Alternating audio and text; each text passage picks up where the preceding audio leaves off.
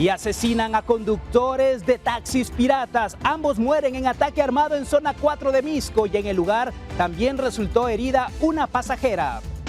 Ambas víctimas fueron conductores de buses rojos, pero el trabajo en esa ruta se acabó y decidieron ser taxistas pirata. Una forma de ganarse la vida, sin embargo, fueron víctimas de extorsión. Patos, cabras y cocodrilos entre los animales que se rescataron durante una requisa en la cárcel de máxima seguridad del Infiernito en Escuintla. La Policía Nacional Civil confirma que reos planificaban una fuga masiva en la cárcel de máxima seguridad del Infiernito en Escuintla. Armas incautadas serían usadas para perpetrar este plan.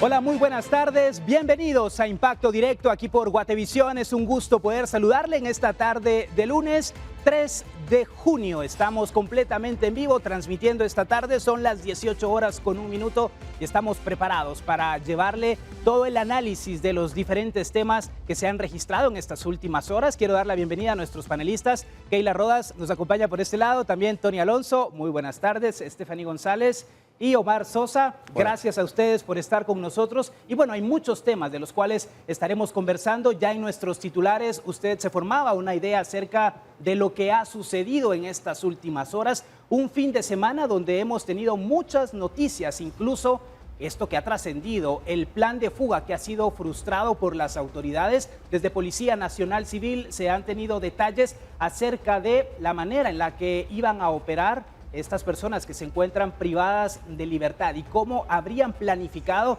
ese plan para escapar de prisión. Afortunadamente fueron detectados con anticipación y de esa manera lograron evitar lo que se consideraba sería una fuga masiva. ¿Qué más se ha encontrado en esta cárcel de máxima seguridad? Aunque suena irónico el nombre, la cárcel de máxima seguridad, donde las autoridades han encontrado un sinfín de artículos que no pueden estar en posesión de los reclusos. Pero con mis panelistas vamos a hablar precisamente de esta situación. Keila, buenas tardes. ¿Qué te ha parecido esa noticia del fin de semana? Los reclusos con muchas excentricidades en su poder. Así es. Buenas tardes, Alexis y compañeros. Qué gusto compartir con ustedes una vez más. Pues bueno, esto es un reflejo definitivamente de ese mal manejo de recursos que tiene el Estado con respecto a la seguridad, el impacto que tiene, la influencia que tienen estas personas, no solamente dentro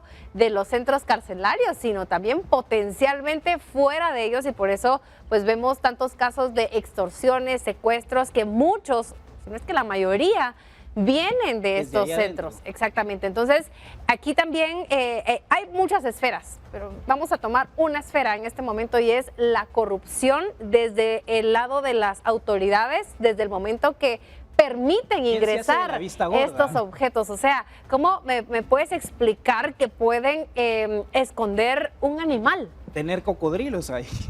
Entonces, hasta ahí tú puedes observar el nivel de corrupción en todas las esferas que se vive en el país y cómo nos afecta a los ciudadanos. Tony, viven mejor que muchos ciudadanos, los reclusos, con privilegios como aire acondicionado. Y pongo este ejemplo porque muchas personas hoy quisieran tener aire acondicionado por las altas temperaturas. Lo mencionábamos en un sitio aquí previo a entrar al aire, que nos gustaría tener uno de esos aires acondicionados. Es interesante, mencionabas la ironía justamente del nombre de máxima seguridad, ¿verdad? Tal parece que aquí los nombres se adjudican de una manera casi fantasiosa, ¿no? Porque otra ironía es privados de libertad o de libertad privada, porque en realidad parece como que tienen ahí todo un negocio interno y tienen aire acondicionado. No sé si estos animalitos los entraron cuando eran mucho más pequeños, los entraron cuando el cocodrilo todavía tenía un tamaño ad hoc para meterlo en algún tipo de bolsa, pero es que me parece algo, es surrealista el narrarlo, y bien dice la canción que vamos de generación en degeneración, tal parece. Por supuesto, es algo que ha llamado poderosamente la atención. Y con ustedes voy con un comentario breve. ¿Qué sorpresa o no les generó sorpresa eso que se supo el fin de semana? Para mí fue una sorpresa realmente, porque yo sí he tenido el gusto de ir a diferentes centros por mi trabajo y se me hace casi imposible que ingresen un animal. La verdad que la corrupción, sin duda alguna, está ahí. Claro, y Omar, este panorama que vemos en las cárceles, que el Infiernito se convierte en un ejemplo, donde seguramente en otras prisiones también están gozando de esos privilegios. Mira, no es un tema nuevo. Lo triste en este aspecto es de que nosotros tenemos que entender de que para que haya esa corrupción hay un corrupto y hay un corruptor, ¿verdad? Los aparatos prácticamente no entraron solos. Entonces vale la pena que a nivel de Estado se promueva toda práctica ética y moral, por lo menos para enseñarle a los funcionarios públicos a discernir entre sus hábitos morales que pueden tender para el bien o para el mal. Pero si no les enseñamos, vamos a seguir con esta de nunca acabar, ¿verdad? Bueno, más adelante vamos a regresar para platicar de este tema, todas las reacciones, lo que han dicho las autoridades. Pero si hablábamos de cosas que nos indignan y que nos han tocado el corazón, son las imágenes que se viralizaron de un niño que fue ubicado en Chimaltenango con sus manos atadas con alambre. La Procuraduría General de la Nación ha quedado en resguardo de este menor de edad. Esta es la historia. Hablemos ahora de otros temas. Y una de las noticias que en esta jornada también han marcado los principales titulares es un hecho que ha tenido lugar en el municipio de Misco, un ataque armado que ha dejado sin vida a 2 personas. Se trata de quienes conducían los famosos o llamados taxis pirata. Escuchemos el relato.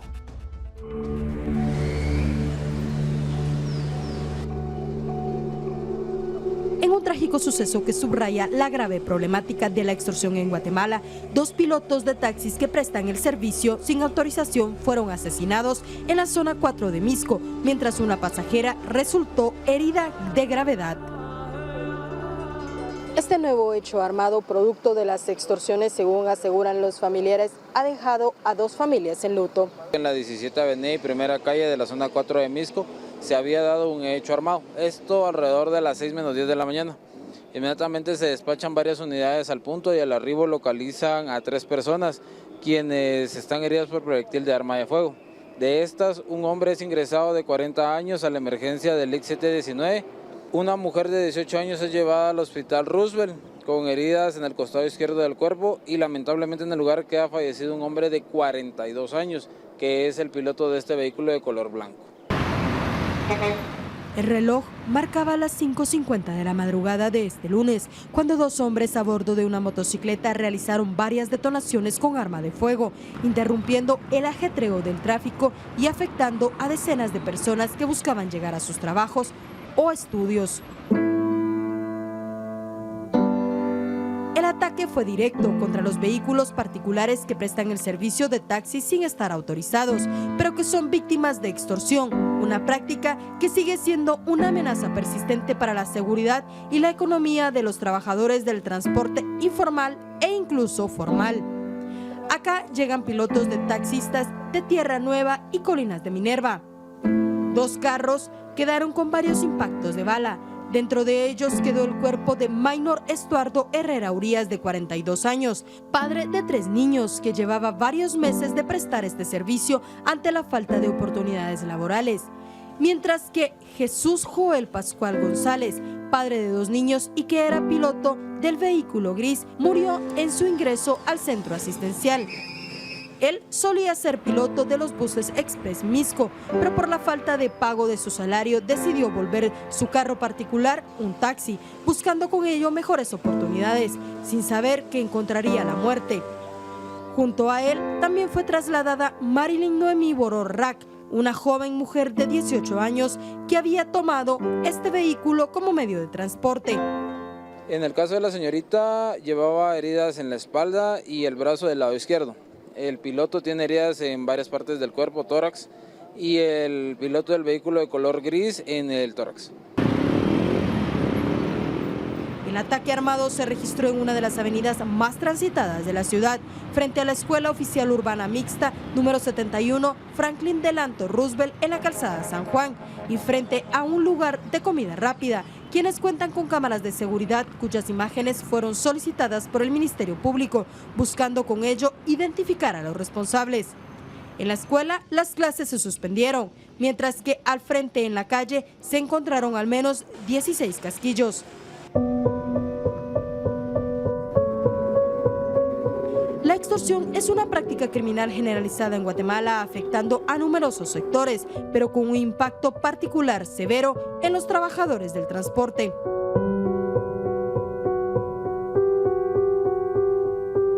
Con imágenes de Emilio Chang y Antonio Aguirre, reportó Andrea Domínguez.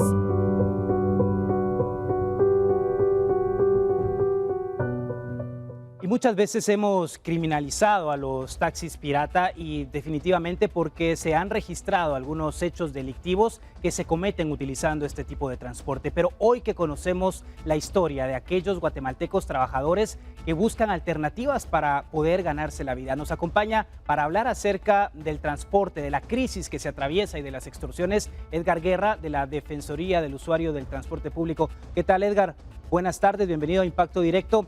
¿Cómo marcha este fenómeno de las extorsiones? Porque ahora ya no es contra el transporte público, las unidades de transporte, los buses como los conocíamos, ahora se ha trasladado a los taxis. Buenas tardes. De hecho, continúan las extorsiones, nunca han dejado de existir en el tema de transporte público, aún en la emergencia sanitaria de COVID-19. Seguían y siguen extorsionando los autobuses, eso no ha parado. O sea, lo único que ahora han dado por pagar de una manera más formal, llamémosle, y ahora se ha trasladado ese fenómeno a los taxis colectivos. Pero el prepago que se tiene en el área metropolitana ¿ha ayudado en algo a reducir esas extorsiones? Lamentablemente en tema de transurbano hubo un retroceso, ya ahora habrá no menos o no más de 100 autobuses en tema de prepago. Ahora han proliferado otros sistemas de prepago, como el de Express Misco, por ejemplo, que ha disminuido el tema de asaltos principalmente, pero las extorsiones continúan. Ahora, en el tema de los taxis colectivos o taxis pirata, cabalmente, como la nota se indicaba, hace ya más o menos unos 15, 20 años se veía venir ya el proceso que solo lo aceleró la pandemia COVID-19, que muchos de los pilotos que ya no trabajaron por los buses rojos, que ya no se les prohibió trabajar, compraron sus vehículos particulares y han ido tratando de cubrir las rutas que antes tenían los autobuses rojos.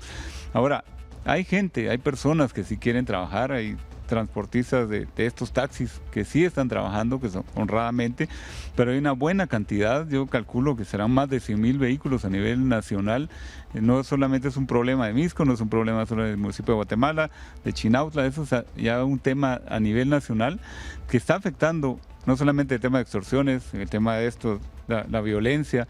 Aquí vimos que una pasajera resultó herida, pudo haber resultado fallecida. El tema de extorsiones, los ataques directos, no solamente le quitan a las personas la vida, le quitan también la tranquilidad de vivir en un país que pudiera ser diferente a lo que hoy tenemos, lleno de violencia. Tenemos violencia contra los niños, violencia contra los usuarios de transporte colectivo, violencia contra todo. El tema de extorsiones ha ido creciendo desde hace unos 20 años. Inicialmente, recordemos rápidamente, que se extorsionaba al propietario del autobús, porque era el que supuestamente tenía más plata, ¿verdad?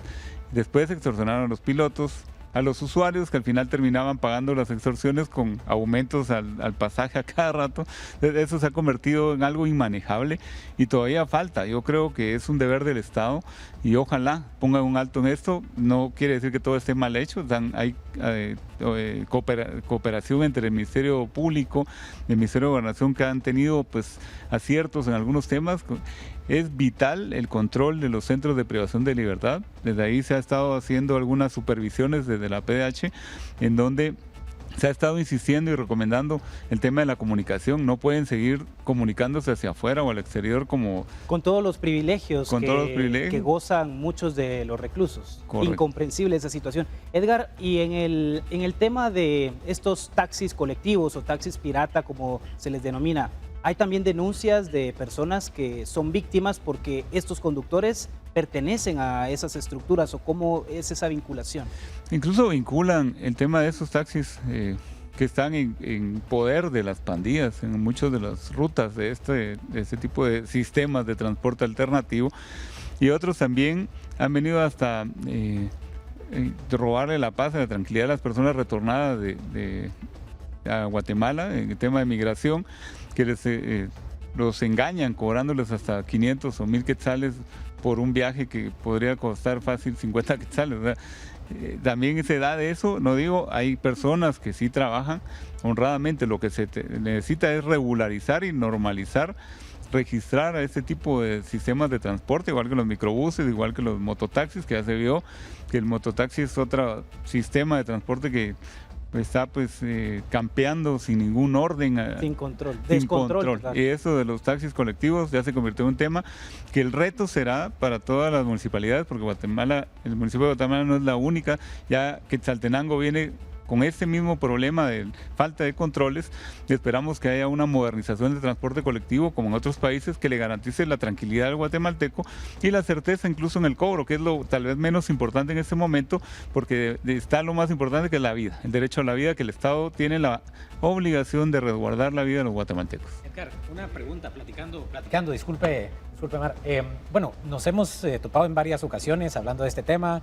He tenido la oportunidad de entrevistarte en reiteradas oportunidades y no por ser de concreto deja de ser jungla, parece que así, esa es la premisa de estas ciudades modernas. Creo que el tránsito de alguna u otra manera refleja el sentir de la sociedad, el estrés y cómo se maneja el tránsito, es un fiel reflejo de lo que está pasando en las sociedades. ¿Ustedes qué es lo que han percibido y qué recomendación le darían a los usuarios del transporte público y colectivo en general para que puedan utilizarlos de la mejor manera y, como bien decíamos, que no expongan su vida a estas situaciones, ¿no? Difícil la pregunta, Tony, porque al final el guatemalteco usuario de transporte es lo que le queda. O sea, no puede, está entre eso y lo mismo, o sea, entre usar un taxi de una ruta o algo más caro que no se puede. Las aplicaciones sale más caro pues que pagar 10 quetzales o 15 quetzales. O sea, estamos en una encrucijada donde el guatemalteco no le queda de otra. O sea, aquí lo único que más bien le quedaría al Estado de Guatemala la obligación, gobiernos locales y gobierno central, modernizar el sistema de transporte público. O sea, ya ha pasado en otros países, el metro sería una de las soluciones, aunque lento, pero debería de ir ya sobre seguro enfocados hacia la solución radical. Ya no podemos estar a prueba y error. O sea, la pandemia vino a probar que al final los buses rojos ya no servían. O sea, por eso, tal vez con el perdón de los transportistas, porque a veces ofenden, porque uno les dice la verdad, que ya no podíamos seguir en el mismo modelo de prestación del servicio de transporte, y hay que ir a una modernidad en ese tema. Nos lo merecemos los guatemaltecos, viajar con tranquilidad. Es un tema de salud mental también, y la dignidad, sobre todo, de la calidad del servicio. Sí, porque desde hace muchos años no seguimos hablando de este tema, Omar. Claro, yo tengo una duda. Al doctor Edward Deming se le conoce como el padre de la calidad y él establece ciertos principios que quisiéramos nosotros que dentro de las instituciones del Estado se hicieran vida. Por ejemplo, el doctor Deming dice planear, verificar, hacer, pero sobre todo el actuar. Hoy es triste como una familia llora a una persona fallecida, una familia está de luto. Yo quisiera saber de qué manera este procedimiento se hace vida como parte de la cultura dentro de las organizaciones del Estado que nos permitan ver una actuación real. Porque hace poco yo escuchaba al ministro de Gobernación y él decía que es un tema de percepción. Y lo que estamos viendo no es un tema de percepción porque es una realidad. Son muertos todos los días. Aquí el tema no es de percepciones, aquí el sentimiento no vale, ¿verdad? En este tema los datos son fríos. En el año 2013 hubo más o menos 345 personas asesinadas en tema de transporte público. De esos fueron más de 145 pilotos de transporte colectivo. Eso nos puso en el mapa a nivel internacional, lamentablemente con una noticia tan desastrosa como esta. Hubo alguien del diario Horizont que hizo un ranking de las profesiones. Y la profesión más peligrosa fue ser conductor de transporte público en Guatemala. O sea, fue el top. O sea, eso ya nos dice qué tan mal estamos como sociedad y hacia dónde enfocar esas 4 etapas que decía Deming para poder resolver la problemática. Yo creo que aquí el tema es, tema de actuar, ya no más postergar con planes que se ven bonitos, pero por peso, ¿eh? Y la otra, el tema de invertir. El Estado de Guatemala tendría que invertir para dar una solución, una tranquilidad, por lo menos en el tema de transporte colectivo dentro de esa gama de problemas que tenemos los guatemaltecos. Y la otra está sobre todo la vida humana. O sea, aquí estamos hablando de personas, estamos hablando de cosas, estamos hablando de que pierden la vida, la pérdida de valores también, el tema del ataque a la corrupción, eso es innegable. Por ejemplo, las carreteras se caen a pedazos. ¿Por qué? Por el tema de corrupción y la falta de valores. Y es un tema que debemos revisar. Muchísimas gracias a Edgar Guerra de la Defensoría del Usuario y Transporte de la Procuraduría de los Derechos Humanos. Así es la realidad de nuestro transporte. No hay alternativa, no hay una solución a corto plazo. que si el metro, que si buses alimentadores, que si utilizamos bicicleta o bien cualquier otra alternativa, pues tendremos que buscar la que nos convenga y nos pueda trasladar de una manera eficiente y segura a nuestro destino. Regresamos después de estos mensajes aquí en Impacto Directo.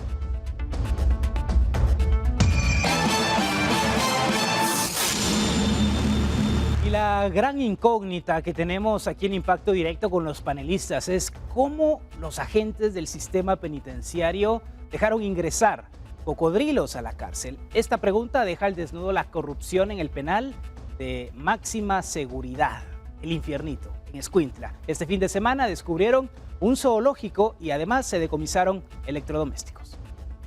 Los privilegios en los centros carcelarios quedaron expuestos el fin de semana último cuando decomisaron desde electrodomésticos hasta cocodrilos en la cárcel de máxima seguridad, el Infiernito en Escuintla. Lo que ha llamado la atención de los guatemaltecos es el zoológico que habían armado los reclusos dentro del penal. Entre las especies rescatadas por las autoridades hay zorros, patos, mapaches, cocodrilos. Asimismo, las autoridades también decomisaron refrigeradoras, aires acondicionados, televisores y computadoras. El ministro de Gobernación, Francisco Jiménez, ante este hallazgo declaró que este centro hace años era considerado de máxima seguridad, pero con el tiempo perdió la condición y actualmente se ha constituido en nada que tuviera que ver con seguridad o máxima seguridad. Por su parte, las autoridades del sistema penitenciario dieron a conocer que continuarán con la investigación para determinar cómo se permitió el ingreso de estos artefactos y de los animales exóticos que estaban dentro del Infiernito. Hasta el momento,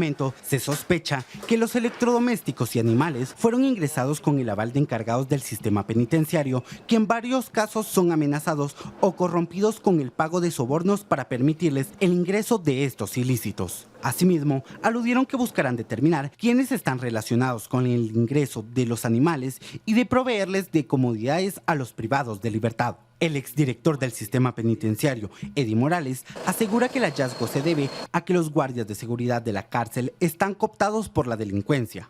Los guardias penitenciarios que se encuentran al resguardo de ese centro penal lo permitían.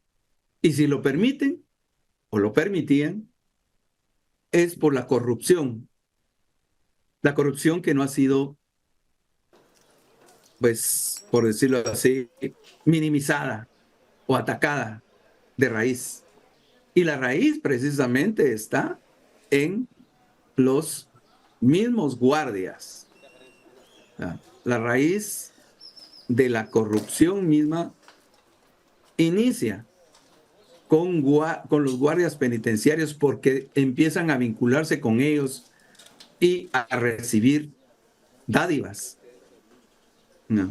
a recibir coimas, como quieran decirle, a cambio del ingreso de celulares, de droga, de alcohol y de otro tipo de privilegios. Entonces, tenemos que entender acá que luego de hacer estas requisas y tomar el control, debe de haber un plan para depurar la guardia penitenciaria. Otro de los factores que determinan los privilegios de los reos son las amenazas y poder de los pandilleros que ejercen dentro de estos centros. En este caso concreto de la cárcel El Infiernito, hay 2-3 formas en que esto pudo haber ingresado. La primera y la principal, que es por donde ingresan todas las cosas, objetos, aparatos y bueno, y ahora hasta animales exóticos a los denominados centros de privación de libertad. La alta corrupción. Casi todos estos objetos, fíjense ustedes, entran por la puerta grande. Recuerdo que en la primera requisa que me tocó realizar y dirigir en Pavoncito, quitamos solo en televisiones 311 televisiones, aparte de otro tipo de aparatos, un montón de cosas ilegales más, como teléfonos satelitales, dinero en quetzales, en dólares, etcétera. Y cuando volteo y le pregunto al director local, al director de la cárcel de ese centro, ¿por qué esto está aquí adentro? ¿Por qué están estos cables aquí que ya en aquella época trasladaban la señal de internet, de cable y otras cosas? Me dice a la pregunta, es que, señor director, si yo no dejo entrar esto, a mí me matan allá afuera. Y entonces viene una disyuntiva, ¿no? En la cual también tiene razón. No es justificación el dejar hacer lo que se quiera hacer a los privados de libertad, el hecho de tener un sistema penitenciario a lo largo de décadas tan frágil, tan débil, tan terrible y tan podrido. Pero sí es en parte justificación el hecho de que al personal del sistema penitenciario no se le apoya en nada por parte de la misma institución en función de su seguridad. Ante todo esto, el sistema penitenciario dio a conocer que mantendrán la investigación para determinar el grado de responsabilidad de los implicados. Con imágenes de Oscar Vázquez para Impacto Directo, Esdras Laz. Y este no es un tema nuevo. Desde que tengo memoria, en las cárceles hay muchísimos privilegios para los reclusos. Ahora suena y resuena lo de la requisa. ¿Será esta, Stephanie, una solución o tendrán que buscar otras alternativas las autoridades? Mira, yo considero que las requisas son muy buenas, pero se deberían de realizar de una manera más constante, porque de esta manera podría disminuir un poco la corrupción. Pero también debemos de mejorar la seguridad, y también hablaban algo en el video que me llamó mucho la atención, y es no solo la seguridad de los reos, sino que también la seguridad de los guardias que se encuentran cuidándolos, porque muchas veces ellos incluso son amenazados por los que están allá adentro. Y amenazan con atentar contra su familia, que es lo más grave, Omar. Escuchamos a exdirectores del sistema penitenciario. Escuchándolos, realmente uno dice, tienen la solución. Ellos ya estuvieron en el cargo y no hicieron nada. Tuvimos un presidente que fue exdirector de presidios y no pasó nada tampoco. Mira, quiero traer a colación las palabras de Gandhi, cuando Gandhi menciona, yo quiero ser el cambio que quiero ver en el mundo. Yo sé que cada uno de nosotros tiene un área de expertise y se dedica a eso en particular. Yo propongo algo. Yo tengo 15 años de enseñar ética y moral y me propongo como voluntario para las entidades del Estado que quieran hacer sus códigos de ética, llegar y enseñarles a todo su personal a que sepan distinguir cuando los dilemas éticos de situación lleguen, sepan qué hacer. Robo o no robo, miento o no miento, engaño o no engaño, ¿sí? Eso es muy importante y eso es parte de la cultura que nosotros tenemos que tener como país si realmente queremos hacer algo por esta Guatemala que imperiosamente hoy así lo demanda. Aunque ese es un sueño. Pero se puede hacer una realidad. Yo creo que si unimos esfuerzos, todos tenemos un talento. Yo le doy gracias a Dios y le doy gracias a la vida que un denario me dio y le devolví 5 o más denarios. Y yo sé que todos podemos aportar algo. ¿Por qué? Porque las futuras generaciones así lo van a demandar. Nosotros prácticamente le estamos heredando, ya le estamos pasando la estafeta a esas futuras generaciones. Y yo sí creo que esas futuras generaciones son capaces de cambiarle la cara a un país que hoy tanto lo necesita. Pero hay que hacerlo como hacen los japoneses. Educación, educación y disciplina. Y más educación y disciplina. Y disciplina. ¿Qué pasa con las cárceles en nuestro país, Keila? Porque no hay una mejora, al contrario, cada vez suceden situaciones que nos dejan boquiabiertos. Es una corrupción endémica, lo mencioné al principio y lo vuelvo a hacer en este momento, y es que desde el momento que dejan ingresar objetos que están prohibidos, valga la redundancia, por la puerta grande, que ya lo dijeron, indica que hay corrupción por parte de las autoridades, por parte de la dirección penitenciaria, por parte de los guardias del centro carcelario. Y esto pues nos lleva a pensar de que se desencadena una serie de corrupciones a grandes y menores escalas dentro de esto, ¿verdad? Que al final socava la seguridad del ciudadano. Pero también acá, a la hora que se dan cuenta que tienen una granja y hasta animales exóticos, solo en eso podemos medir el grado de autoridad, el grado de dominancia que tienen estas estructuras criminales dentro del sistema carcelario y pues exponencialmente fuera, que también ya lo había mencionado. Entonces, si uno se pone a pensar el nivel de autoridad que tienen, de dominio que tienen dentro de este lugar, también se pone del lado de las autoridades que ya lo dijeron, es que a mí me están extorsionando. Si yo no les permito entrar esto, van a matar a mi familia, van a matar a mis hijos, van a matar a mi pareja. Entonces, como que se pone en una balanza, y creo que una de las soluciones claves acá, aparte de pues formar a las autoridades y a los guardias, a todo el sistema de seguridad en principios, valores y ética, es también proporcionarles garantías a estas personas, a las personas que trabajan ahí y a sus familias, porque pues una cosa pueden ser tus valores, tu ética, tu moral, pero ¿y si te amenazan? Por ¿Y si supuesto. amenazan a tu familia? Es que no están en un jardín de niños, Exacto. están en un lugar donde hay Están en un jardín delincuentes. zoológico. En un Están en un jardín zoológico, que es diferente. Y Tony, acá un dato que no podemos dejar de comentar. Las autoridades frustraron un plan de fuga, eso es lo que han dado a conocer. Ya tenían todo preparado los reclusos para escaparse. Ya tenían todo, incluso la historia, bueno, antes era, cumplía años alguien, dejaba entrar una persona, en el pastel metía el teléfono, metía, pues, no sé, ¿verdad? Algún arma blanca, qué sé yo. Dudo mucho que hayan metido hacia el mapache, por ejemplo, ¿verdad? Ahí tiene que haber algo, porque no van a decirlo. El cocodrilo era el adorno del pastel. Sí, que es parte del frosting. Pues es interesante porque ese plan que ellos de alguna manera frustraron, saber ni cuánto tiempo tenía ya de estarse planificando y saber ni cuándo se iba a ejecutar, y digamos que el tiempo fue fortuito sin querer queriendo, pero pudo haber sido otro el destino, ¿no?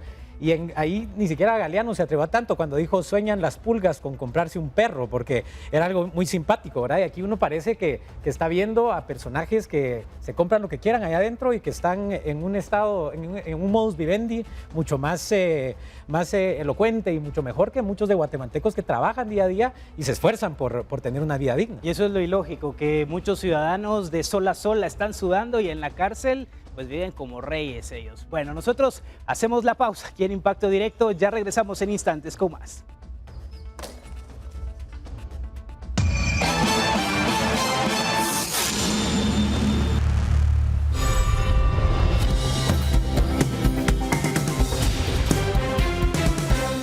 Gracias a nuestros televidentes que constantemente están enviando información a nuestro WhatsApp de Guate Reporta, el 4003-3859. Y nuestro televidente Walter nos ha enviado un reporte sobre la situación que ha documentado en algunas de las rutas de nuestro país. Las primeras fotografías han mostrado el recapeo del asfalto que se efectúa en la carretera de Escuintla a Guanagasapa. Las imágenes nos dan detalles de los trabajos de recapeo, pero precisamente en este caso lo que ocurre es que han colocado en el lugar unas mantas en las que se lee propiedad privada. Ante esto, nuestro televidente se hace la pregunta, ¿será que el gobierno pasado no pagó el derecho de vía a los dueños de los terrenos? También tenemos imágenes del peligro que representa para los automovilistas el deterioro del concreto que se utilizó para la construcción del puente ubicado en el tramo de Tacisco a Chiquimulilla. Finalmente, tenemos las fotografías que muestran a un grupo de personas que se dedican a llenar baches en la aldea Tierra Blanca, ruta Huehuetenango. Los lugareños efectúan este trabajo con el propósito de obtener una colaboración económica de los automovilistas. Es que básicamente estas son rutas de la muerte, Keila, ir y no saber qué nos puede pasar. Así es que parte de nuestros impuestos se van, de hecho, para las carreteras. ¿Y qué es lo que sucede cuando pagamos impuestos y no vemos bien retribuidos o bien distribuidos? Esto nos da un poquito de coraje, lo que pasa. Claro. Se van como agua entre los dedos. Como aire entre los dedos. Y la verdad es que yo soy de Santa Rosa y cuando me ha tocado viajar de noche hacia las ciudades es muy peligroso. La verdad es que es una situación así entre la bruma, entre la oscuridad y el mal estado de la carretera, y la verdad es que sí se arriesga uno. Atínale a la ruta. Sí, es más brillante mi futuro que esa carretera.